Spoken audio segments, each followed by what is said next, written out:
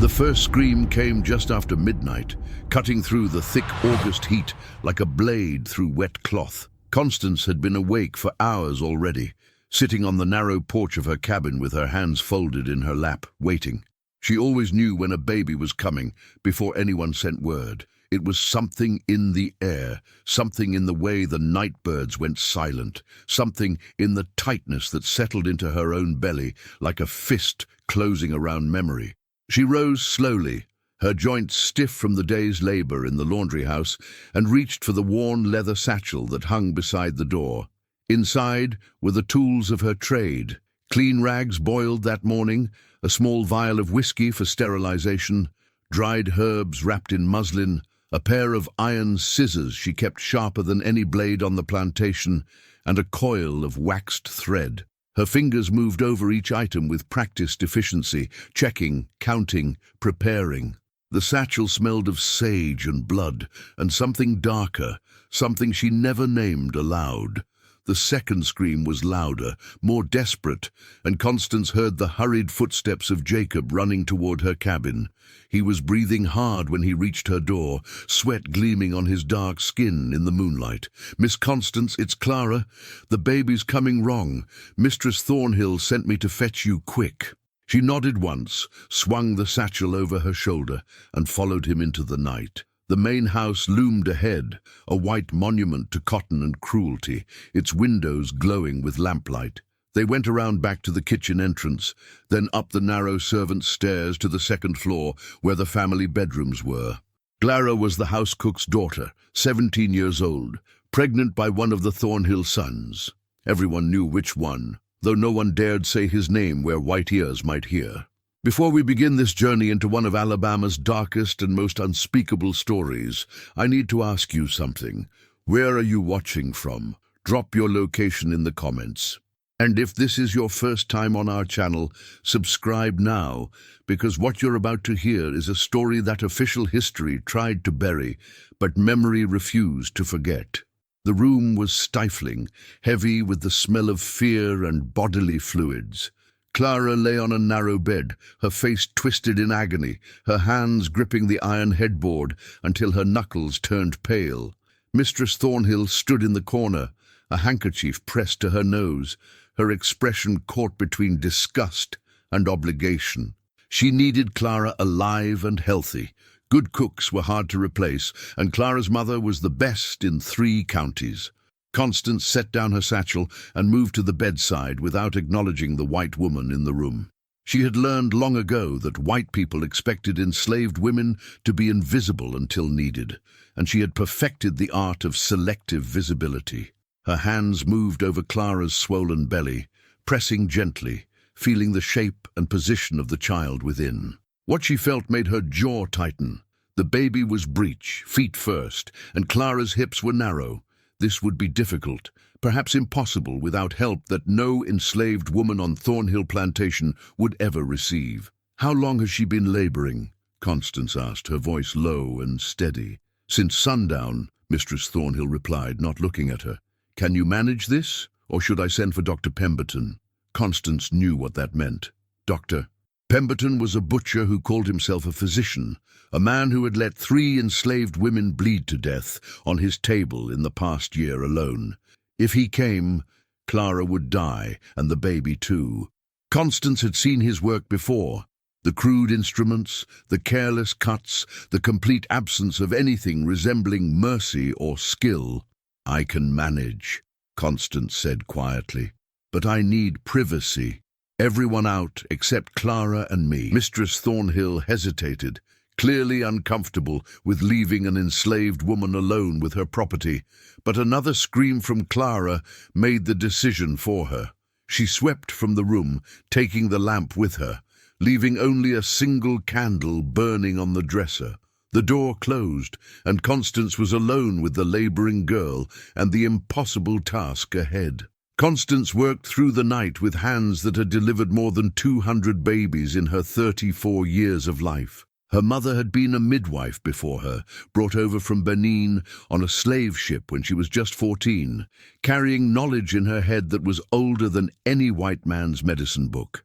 That knowledge had passed to Constance through whispered lessons in the dark, through watching and remembering, through the accumulated wisdom of women who understood that their bodies and their babies belonged to other people, but their knowledge remained their own. She spoke softly to Clara as she worked, her voice a steady anchor in the chaos of pain. "Breathe slow, child. Slow and deep. Your body knows what to do. You just got to let it work." Her hands were slick with blood and amniotic fluid as she reached inside, feeling for the baby's feet, trying to guide them into position. The girl's screams had faded to exhausted whimpers, her body trembling with the effort of staying conscious. The room was thick with heat and the copper smell of blood. Sweat ran down Constance's face, dripping from her chin onto the already soaked sheets. The candle flame flickered, casting wild shadows on the walls, making the whole scene look like something from a nightmare. Through the window, she could hear the distant sound of night insects, the occasional bark of a dog from the slave quarters, the normal sounds of a plantation at night, all of it continuing, as if a young girl wasn't dying just feet away from where people slept in their comfortable beds. Time lost meaning. There was only the work, the blood, the desperate need to turn this baby before Clara's body gave out completely. Constance's fingers found purchase, felt the tiny feet, began the delicate, dangerous process of manipulation. One wrong move could rupture something vital. One wrong angle could kill them both. She had done this before, but never easily, never without the sick feeling in her stomach that accompanied playing God with lives that were considered less valuable than the horses in the stable. Clara's pulse was growing weaker. Constance could feel it in the wrist she monitored between contractions, the thread of life growing thinner. She made a decision then, one that would haunt her later, one that was necessary but terrible. She reached for the whiskey in her satchel, poured a generous amount over her hands and the scissors, then made a small, precise cut to give the baby more room. Clara screamed once, sharp and high, then fell silent. For a horrible moment, Constance thought she had lost her, but then she felt the pulse again, faint but present. The baby came in a rush of fluid and blood, tiny feet first, then legs, torso, and finally the head. A boy. He wasn't breathing. Constance worked quickly, clearing his mouth and nose, rubbing his small chest with practiced efficiency. Nothing. She bent and breathed into his mouth, gentle puffs of air, willing life into lungs that had never tasted it. Once, twice, 3 times. And then, finally, a small gasp, a weak cry, the most beautiful sound in the world. She wrapped him quickly in a clean cloth and laid him on Clara's chest. The girl's eyes fluttered open, unfocused, exhausted beyond measure, but alive. "You got a son," Constance whispered.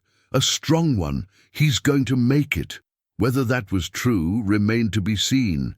Babies born this way often struggled, but Clara needed hope more than she needed honesty in that moment. Constance worked for another hour, delivering the afterbirth, stitching the cut she had made, cleaning Clara and the baby, changing the blood-soaked sheets as best she could. When Mistress Thornhill finally returned, the room looked almost presentable, though the smell of blood and labor still hung heavy in the air. The white woman glanced at the baby with an expression that Constance couldn't quite read, something between relief and calculation. Another slave born on Thornhill Plantation, another piece of property to be counted in the ledger. "You did well," Mistress Thornhill said, which was as close to praise as an enslaved woman ever received. "Make sure she's fit to work again within the month." Then she left, her silk dress rustling, already moving on to other concerns, other problems, the life and death struggle she had just witnessed, already fading from her mind like morning mist. Constance gathered her tools, cleaned the scissors, packed everything away. Clara was already drifting into the deep sleep of exhaustion, the baby nursing weakly at her breast. In the dim candlelight, they looked almost peaceful, almost safe. But Constance knew better. She had seen too many babies torn from their mother's arms, sold away before they were old enough to remember faces. She had seen too many young mothers worked back into the fields before their bodies had healed, their milk drying up, their babies given to older women to raise while they picked cotton until their hands bled.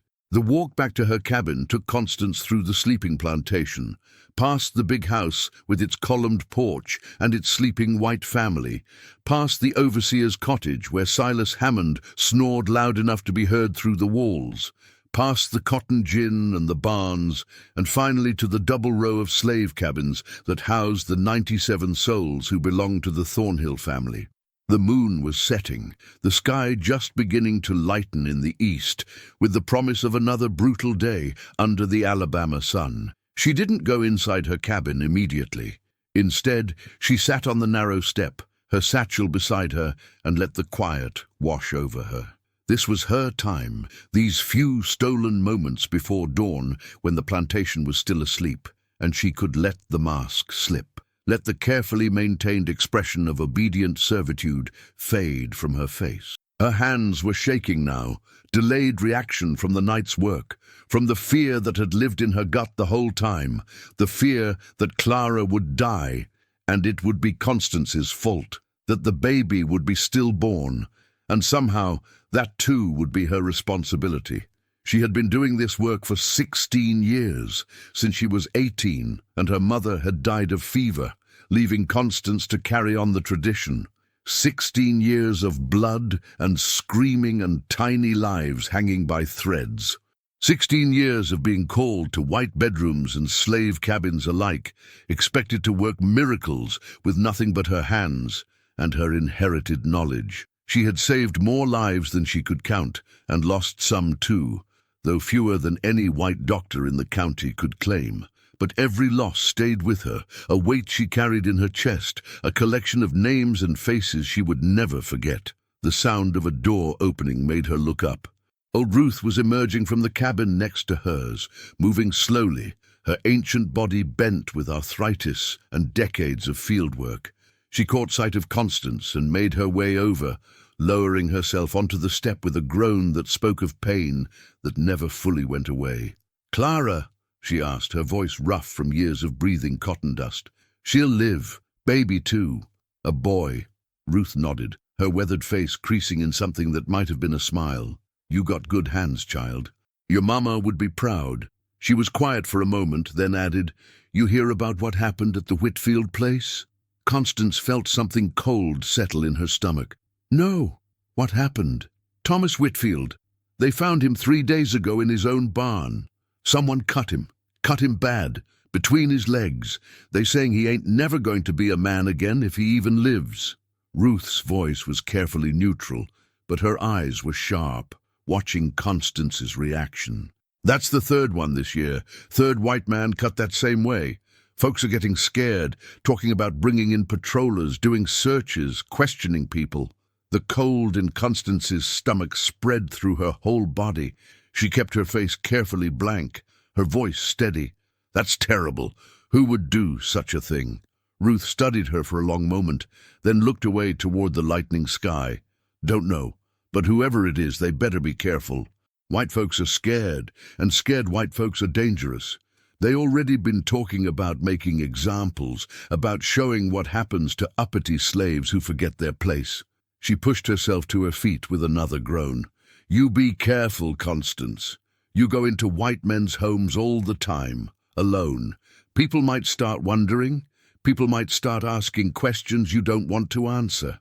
She shuffled back to her cabin, leaving Constance alone with the approaching dawn and the weight of warnings that came too late and too early all at once. The sky was turning pink now, the color of blood diluted in water, and somewhere in the distance a rooster crowed, signaling the start of another day of labor, another day of careful survival, another day of wearing masks and speaking careful words and keeping terrible secrets buried deep where no one could find them. Constance's childhood had been a lesson in survival, written in scars and silence. She was born in a cabin not unlike the one she now inhabited, delivered by her own mother's skilled hands, entering a world where her value was measured in future labor and breeding potential. Her father had been sold away before she could form memories of his face, and her mother never spoke of him except to say he had been tall and had gentle hands. That was all Constance knew of her paternal line: height and gentleness, two qualities that apparently hadn't been valuable enough to keep a family together. Her mother, Akosua, had been different from the other enslaved women on the plantation. She carried herself with a quiet dignity that no amount of brutality could fully break, and she possessed knowledge that made her both valuable and slightly feared. She knew which herbs would stop bleeding and which would cause it, which roots would ease pain and which would bring on miscarriage when a woman couldn't bear the thought of bringing another child into bondage.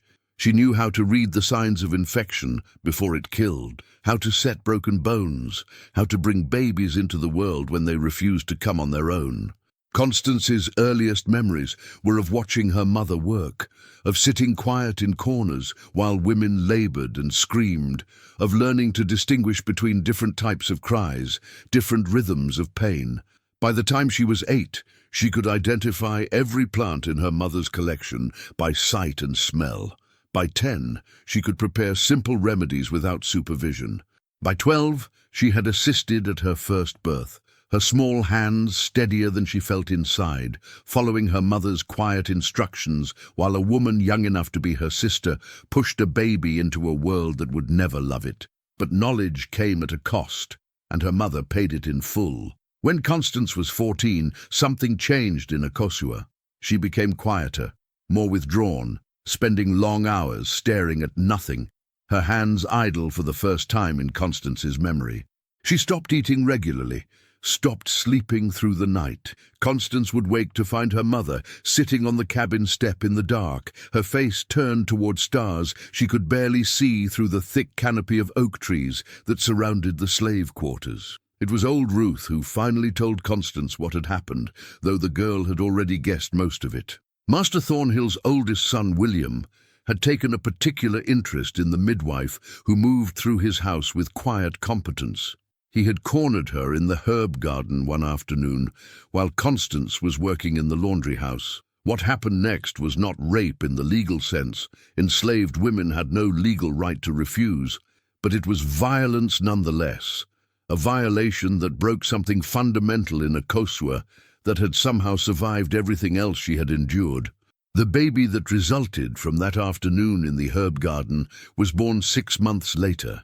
Constance delivered her own half-brother with hands that shook, watching her mother's face remain blank and expressionless throughout the labor. The baby was a boy, pale-skinned, with William Thornhill's blue eyes, and he lived for exactly 3 days before Akosua smothered him with a pillow in the middle of the night. She didn't try to hide what she had done. When Mistress Thornhill found the dead infant in the morning, Akosua was sitting beside the small body, her hands folded in her lap, her eyes dry and distant. They hanged her from the big oak tree at the edge of the cotton fields, making all the enslaved people watch as her body jerked and twisted at the end of a rope. Master Thornhill read from the Bible first, talking about the sin of murder, the wickedness of ungrateful slaves who repaid kindness with violence. Constance stood in the front row with the other children, forced to watch her mother die, forced to learn the lesson that was being taught. But the lesson she learned wasn't the one they intended. What she understood, standing there in the hot sun, with tears running down her face that she couldn't wipe away, was that they could take everything, body, labor, children, dignity, but they couldn't take the choice to refuse. Even if that choice cost everything, even if it ended in death, it was still a choice, still an act of will in a world designed to strip away all agency. Her mother's body swung in the wind for 3 days, a warning and a reminder. When they finally cut her down, Constance was given the task of preparing the body for burial. She washed her mother's skin with water from the creek, combed her hair one final time, wrapped her in old cotton sacking, since enslaved people were not afforded coffins. As she worked, she made a promise to the dead woman, whose hands had taught her everything, that she would not break the way her mother had broken, that she would survive, that she would find ways to take back small pieces of power in a world that said she had none. The years after her mother's death taught Constance a different kind of education, one that had nothing to do with herbs or birthing babies. She learned to watch people, really watch them, to catalogue their weaknesses and fears, to understand the mechanisms of power and how they operated on a plantation where everything was built on violence and the threat of violence. She learned that white men, for all their proclaimed superiority, were fragile in specific ways, that their sense of manhood was tied up in fear and insecurity, that they needed constant reinforcement of their dominance because somewhere deep inside they suspected it might all be performance. She was 18 when she attended her first birth at a neighboring plantation, called there because their own midwife had died of cholera the month before. The woman in labor was named Sarah, barely 16, and the baby's father was the plantation overseer, a man named Garrett, who was known throughout the county for his cruelty and his appetite for young enslaved women. Sarah was his fourth victim that year, the only one who had gotten pregnant from the encounters. The birth was straightforward, a healthy girl with her father's red hair, but when Constance was packing up her satchel to leave, Garrett came into the cabin. He was drunk, swaying slightly, his eyes unfocused but intent. Sarah had fallen asleep, exhausted from labor, the baby nursing at her breast. Garrett looked at Constance and she saw in his face what he intended, saw the calculation behind the drunkenness, the assumption that she, like Sarah, like all the enslaved women on his plantation, existed for his use. "You're a pretty thing," he said, his words slurred but clear enough. "Heard you're good with your hands. Want to see just how good." He moved toward her, blocking the door, his intentions written in his posture and his smile. Constance felt something cold and sharp crystallize in her chest. She thought of her mother, of Sarah sleeping behind her, of all the women who had stood where she stood and had no choice but to submit or suffer worse consequences. She thought of 14 years old in the herb garden, of 3 days hanging from a tree, and she made a decision that changed everything that came after. Her hand was already in her satchel, fingers closing around the iron scissors she kept sharp enough to cut through the toughest tissue. When Garrett reached for her, she moved, not frantically, not wildly, but with the calm precision of someone who had spent years making careful incisions, who knew exactly where to cut to cause maximum damage with minimum noise. The scissors went into his inner thigh, severing the femoral artery with surgical accuracy. He had time to look surprised, to open his mouth to scream, before she was on him with a strip of cloth, gagging him with the same efficiency she used to swaddle newborns. He bled out in less than 3 minutes, his eyes wide with shock and fear, and something that might have been understanding. When it was done, Constance sat back and looked at her hands, covered in blood as they so often were. But this time the blood felt different. This time it felt like agency, like choice, like the power her mother had grasped at the very end when she chose her baby's death over his life in bondage. She cleaned up carefully, methodically. The blood went into a bucket that she emptied in the outhouse pit. The body she positioned to look like he had fallen while drunk hit his head on the corner of the bed frame, plausible given his condition. She woke Sarah gently, told her that Garrett had come to check on her and had an accident, that she should raise the alarm in a few minutes after Constance had left. Sarah looked at her for a long moment, then at the body, then back at Constance. Something passed between them, an understanding that required no words. By the time they discovered Garrett's body and pieced together what had happened, Constance was back at Thornhill Plantation, sleeping in her cabin, her hands scrubbed clean, her satchel packed and ready for the next call. The death was ruled accidental, a drunk man falling and hitting his head, tragic but common enough. No one suspected the quiet midwife who had been there to deliver a baby. No one thought to question how a man could bleed out so completely from a head wound. But Constance knew, and in knowing, she felt something shift inside her. She had killed a white man and survived. She had taken back a piece of power that was supposed to be forever beyond her reach. And she discovered in the days and weeks that followed that she felt no guilt, no remorse, only a cold satisfaction that justice, however small and secret, had been served. Over the next 2 years, Constance developed a terrible routine. She continued her work as a midwife, traveling between plantations, delivering babies, tending to women's health issues, building a reputation for competence and discretion. But she also watched and listened and catalogued the men who preyed on enslaved women, who used their power to take what was never freely given, who left trails of trauma and unwanted children in their wake. Her second victim was a plantation owner named Charles Mercer, who had a habit of visiting the slave quarters on Saturday nights after he had been drinking. He was in his 50s, fat and red-faced, with small, cruel eyes and hands that left bruises. Constance heard about him from a woman she attended during a difficult miscarriage, heard about how Mercer had forced himself on the woman's 14-year-old daughter until the girl got pregnant, then kicked her in the stomach until she lost the baby. The woman spoke with empty eyes, beyond tears, beyond hope. Constance returned to the Mercer plantation 3 weeks later, claiming she wanted to check on the patient's recovery. She brought a bottle of laudanum, telling Mercer it was a gift of rare whiskey she had come across. He drank it eagerly, and when he was deep in drugged sleep, she did her work. This time she was more careful, more thorough. She used leather straps to ensure he couldn't move, rags to muffle any sound. And she took her time, using her surgical scissors with the precision of someone performing a necessary amputation, cauterizing the wounds with a heated knife so he wouldn't bleed out, ensuring he would live to suffer the consequences of what she had done. When she was finished, she dressed him and positioned him in his bed, loosening the straps just enough that he would be able to free himself eventually. By the time he regained consciousness and his screams brought people running, Constance was miles away.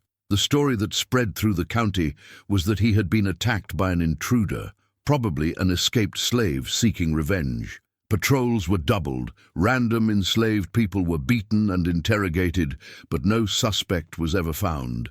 The third was an overseer named Duncan Price. The fourth was a doctor who performed forced sterilizations on enslaved women. The fifth was a slave trader who specialized in selling children away from their mothers. Each time, Constance was meticulous in her planning, patient in her execution, careful to leave no connection between herself and the crimes. She varied her methods, sometimes acting quickly, sometimes drawing it out, sometimes leaving them alive to suffer, sometimes ensuring they wouldn't survive. She never chose randomly. Each man was selected after careful observation, after hearing stories from multiple sources, after confirming patterns of abuse and violence. She wasn't interested in revenge for its own sake, wasn't driven by blind rage. What she felt was colder than that, more calculated. She was performing a kind of surgery on the social body, cutting away diseased tissue, removing sources of infection. That it happened to bring her a deep, dark satisfaction was simply a side effect. The whispers started after the 6th castration. People began making connections, seeing patterns that had been invisible before. 3 counties, 10 different plantations, but always the same type of victim, white men who preyed on enslaved women. Always the same method, though the details varied. Always the same outcome, whether the men lived or died, permanent, humiliating emasculation.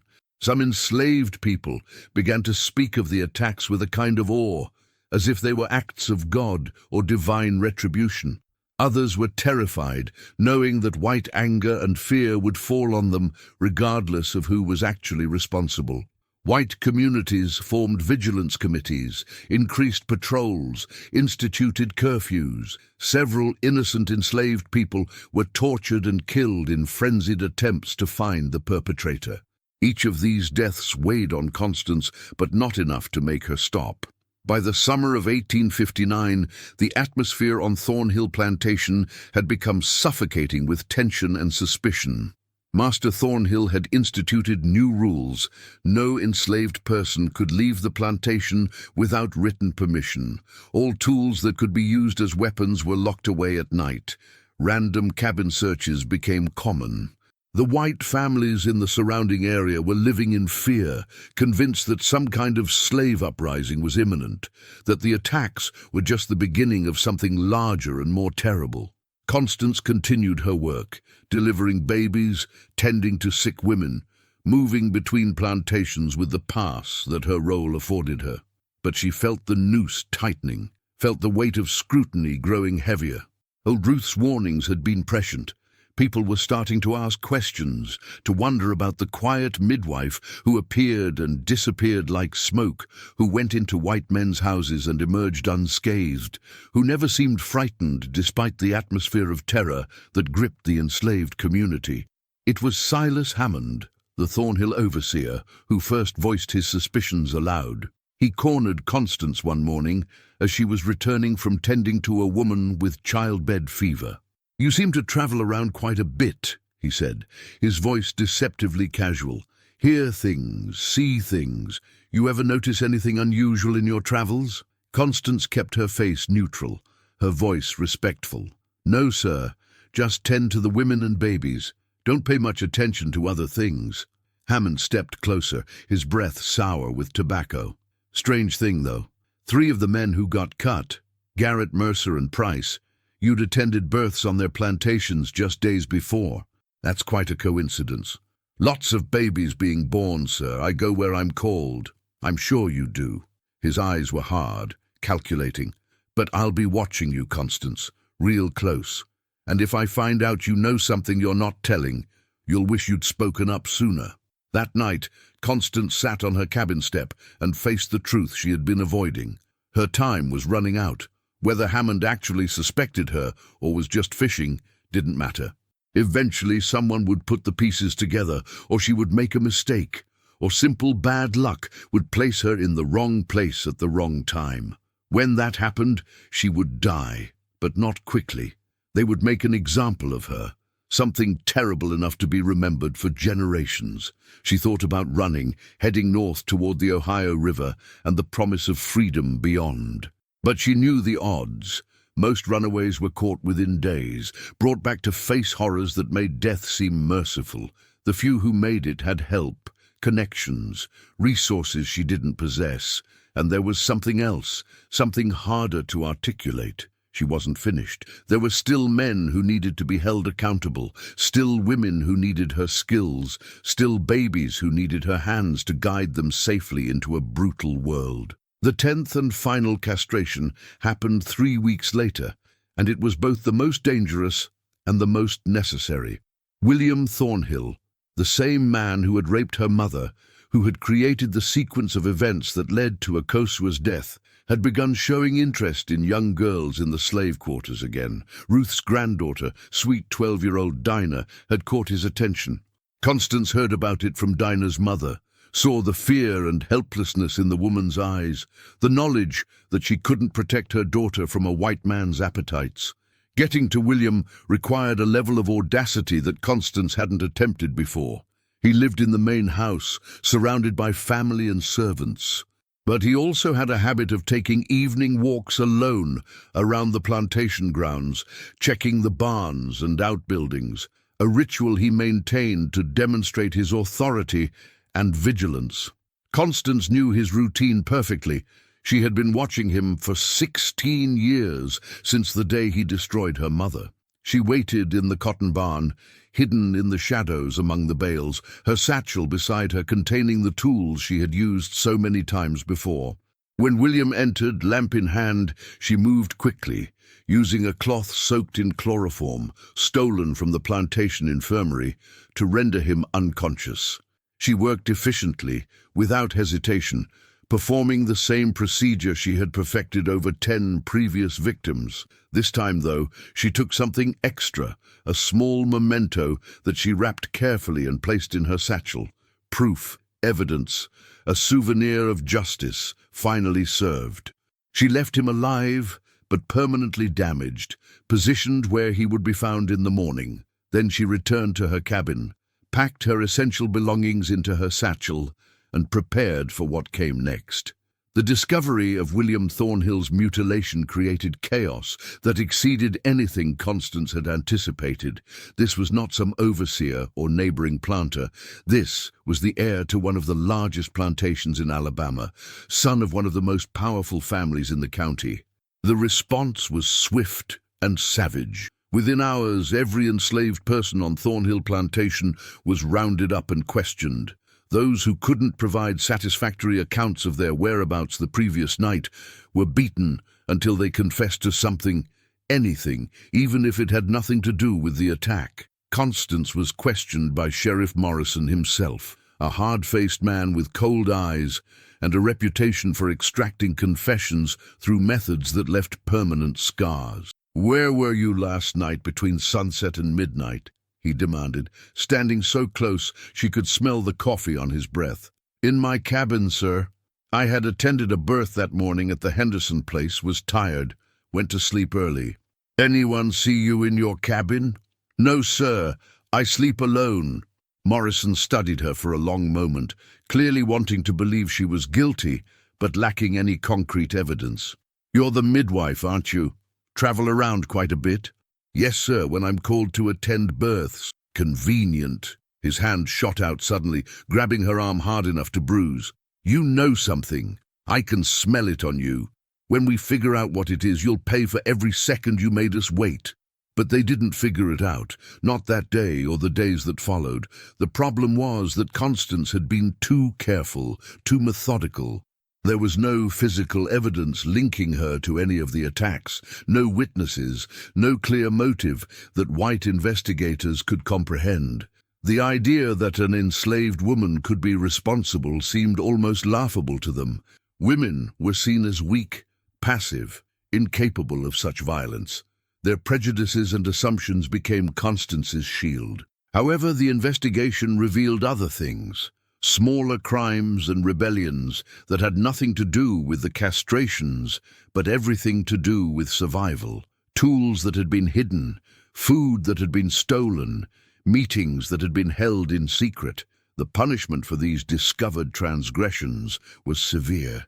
4 men were sold away to plantations further south, places so brutal that few enslaved people survived more than a few years. 2 women were publicly whipped until their backs were raw meat. An elderly man who was found with a stolen chicken was hanged, his body left swinging as a warning. Constance watched it all with a face that betrayed nothing, but inside she felt the weight of responsibility, the knowledge that her actions had triggered this cascade of suffering. She had known it would happen. White fear always fell hardest on the innocent, but knowing and witnessing were different things. The screams of the women being whipped followed her into sleep, mingled with the older screams from her mother's execution, created a chorus of pain that would never fully fade. On the 10th day after William Thornhill's attack, old Ruth came to Constance's cabin after dark. She moved slowly, her ancient body struggling with each step, but her eyes were sharp and urgent. "They're coming for you," she said without preamble. "Tomorrow, maybe the day after. Hammond convinced them you're involved somehow. They can't prove it, but that don't matter anymore. They're going to make an example anyway. Say you were in league with whoever did it, that you knew and didn't tell. They're going to kill you, child, and they're going to make it slow." Constance had been expecting this, preparing for it. "I know. Then you need to run, tonight. I got a nephew who knows the way north. He can—" "No." Constance's voice was firm, certain. "I'm not running." Ruth's face crumpled with anguish. "Child, don't be foolish. I know what you've been doing, maybe not the details, but enough. I know why. I understand. But it's time to save yourself now. You've done enough."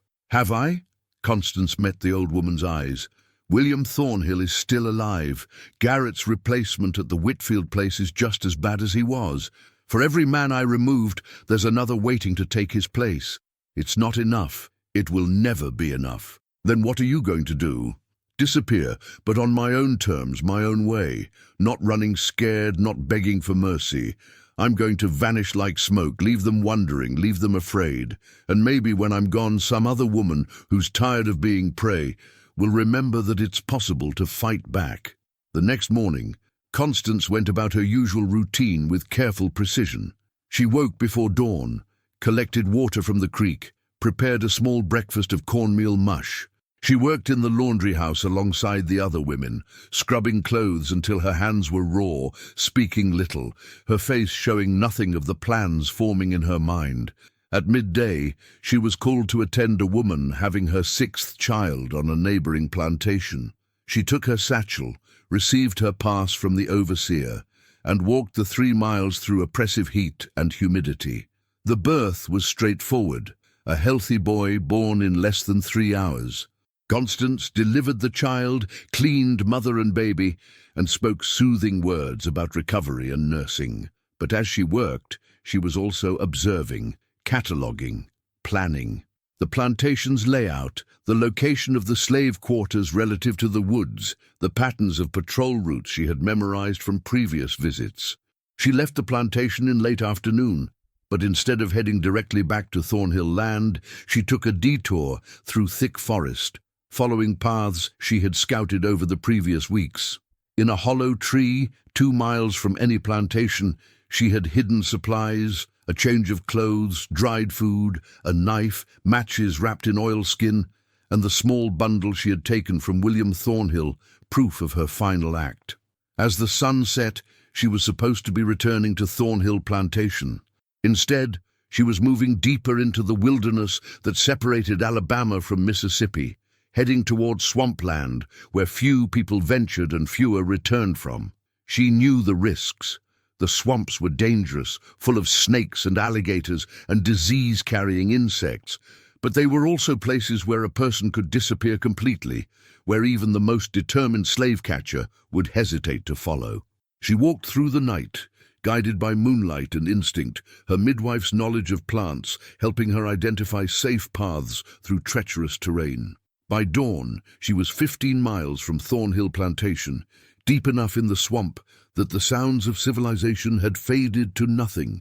She found a relatively dry spot beneath a massive cypress tree, its roots creating a natural shelter, and allowed herself to rest. For 3 days, she stayed in the swamp, surviving on wild berries and fish caught with improvised traps, drinking swamp water boiled over small fires. She could hear the search parties in the distance, could hear the dogs baying and the men shouting, but they never came close. The swamp protected her, and her knowledge protected her from the swamp's dangers. On the 4th day, she heard different sounds: a boat moving through the water, paddles dipping quietly, voices speaking in low tones. She watched from her hiding spot as 3 men guided a small flatboat through the swamp channels. 2 were black, likely escaped slaves. The 3rd was white, dressed plainly, with the bearing of someone accustomed to danger. Quakers, she guessed, or possibly members of the Underground Railroad, helping people move north toward freedom. She could have called out to them, could have asked for help, could have tried to join their journey north, but she didn't. She watched them pass, silent in the shadows, keeping her secrets. Because the truth was, she didn't want freedom in the north. What she wanted was something darker, something that couldn't be satisfied by crossing the Ohio River into states where slavery was illegal. She wanted the South to burn. She wanted white men to live in fear. She wanted the world that had killed her mother and stolen her childhood to pay a price that could never be fully calculated. And she wanted to remain a ghost, a legend, a story whispered in slave quarters and around white dinner tables, a reminder that there were forms of resistance that couldn't be crushed, that some debts would be paid regardless of the consequences, that enslaved women were not the helpless victims white society assumed them to be. The official story, the one recorded in county records and newspaper accounts, was that Constance the midwife disappeared on October 14th, 1859, probably drowned in the swamps while fleeing justified questioning about her possible involvement in a series of horrific attacks on white men. A reward was offered for information leading to her capture, dead or alive. The reward went unclaimed. After 6 months, she was presumed dead, her name added to the long list of enslaved people who had tried to escape and failed. But the unofficial story, the one that spread through slave communities across Alabama and Mississippi and Georgia and beyond, was different. That story said Constance had vanished into the night like smoke, taking with her the secret of 10 castrations, leaving behind only fear and questions and the knowledge that justice, however rough and incomplete, had been served. Some said she had made it north and was living free under an assumed name. Others claimed she had died in the swamps, but her spirit remained, haunting the plantations where abuse continued. Still, others whispered that she was still out there somewhere, still watching, still waiting for the right moment to strike again. The truth was both simpler and more complicated. Constance did survive the swamp, did make her way eventually to New Orleans, where the chaos of a port city allowed for a certain anonymity among free blacks and escaped slaves. She found work as a midwife under a different name, delivering babies for the city's poor, both black and white, building a new reputation built on the ashes of her old one. She never married, never had children of her own. The idea of bringing new life into a world built on bondage seemed like a cruel joke. But she continued her work, delivering hundreds of babies over the years, using her hands to bring life into the world, even as she remembered the times those same hands had dealt death. The contradiction didn't trouble her. She had learned that survival required holding multiple truths simultaneously, that good people could do terrible things for necessary reasons, that justice and mercy were not always aligned. When the Civil War came 2 years later, she watched the South tear itself apart with a grim satisfaction that she never voiced aloud. When Union troops marched into New Orleans, when the Emancipation Proclamation was read in public squares, when enslaved people walked away from plantations that had held them for generations, she felt something close to vindication. The world she had wanted to burn was burning, though not quite in the way she had imagined.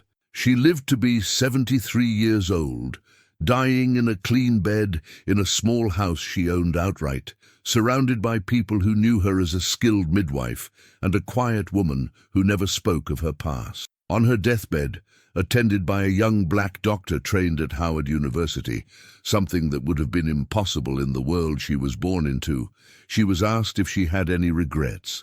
She thought about her mother hanging from an oak tree, about Clara and her baby boy, about Dinah who had escaped William Thornhill's attention because Constance had intervened, about the 10 men who had learned too late that their power had limits.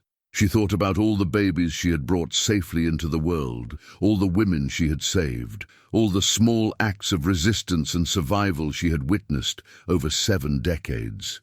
"No," she said finally, her voice barely a whisper. "No regrets.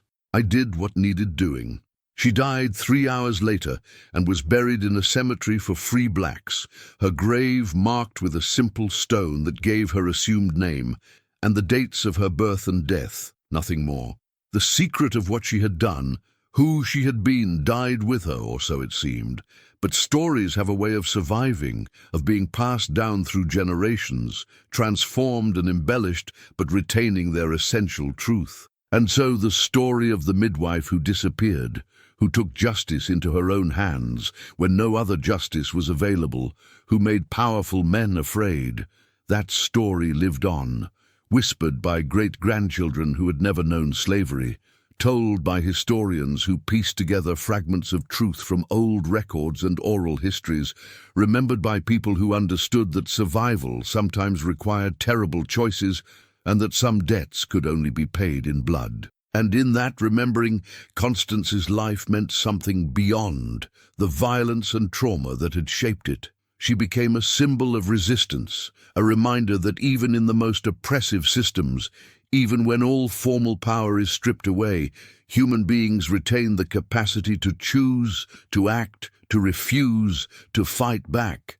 That her choices were dark ones, that her resistance took forms that were brutal and unforgiving.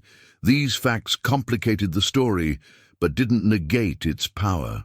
Because the truth is that enslaved women were not simply victims, not simply survivors, not simply mothers and workers and repositories of suffering. They were human beings with the full range of human emotions and capabilities, including rage, including the capacity for violence, including the desire for vengeance. And Constance, in her own terrible way, had honored that full humanity, had refused to be only what white society said she must be, had written her own story in methods that could never be sanctioned but would never be forgotten.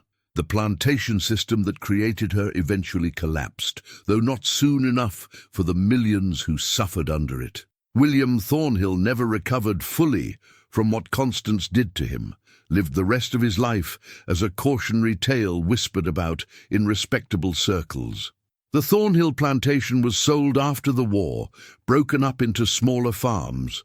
The big house eventually burned in a fire of suspicious origin.